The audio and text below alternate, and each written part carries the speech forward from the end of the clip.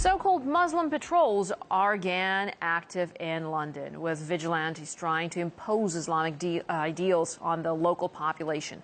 And while arrests may have tempered the activist zeal, they continue to promote their views, some of which are quite radical. But moderate Muslim leaders fear their actions could discredit the whole community, as RT Sarah First now reports. When videos of Muslim vigilantes trying to impose Sharia law on unsuspecting members of the public first hit the headlines, there was an outcry in Britain. Well, since then, some arrests have been made, but as RT's found out, these self-titled Muslim patrols are still in operation. We, the Muslim community, will continue to patrol the streets and clear the streets of all the vices and illegal activities. This group call themselves the Sharia Project. They make a point of differentiating themselves from the more hardline Muslim patrol, whose videos caused such anger recently, with scenes like this. We are Muslim Patrol. We are in North London. We are in South London, East London and West London. We command good and we forbid evil.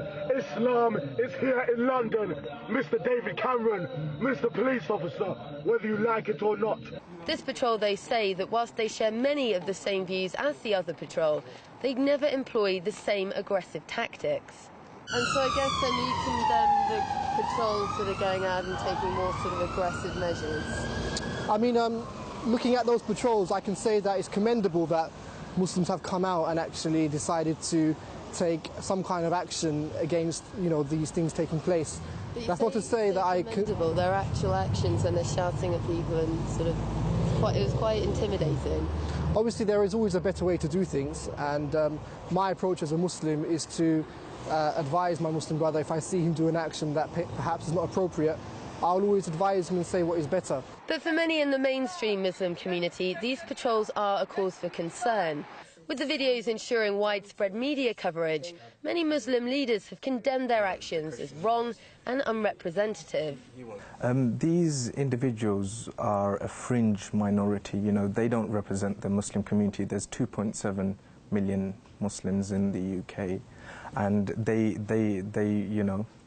would never condone this type of behaviour. Whilst the groups were very clear to us that they had peaceful intentions, some of the members are alleged to be involved with the more extreme patrols.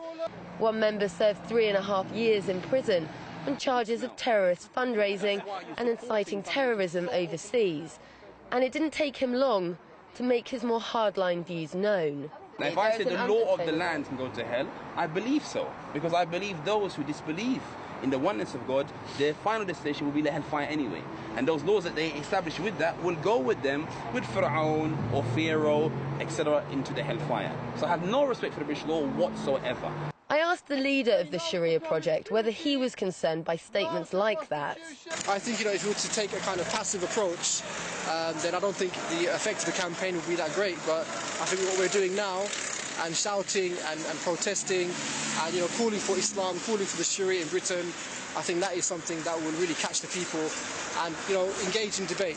But for many, both amongst the Muslim and the wider British community, there are worries not just about these actions, but about the potential repercussions a relatively small minority could have on a much larger scale.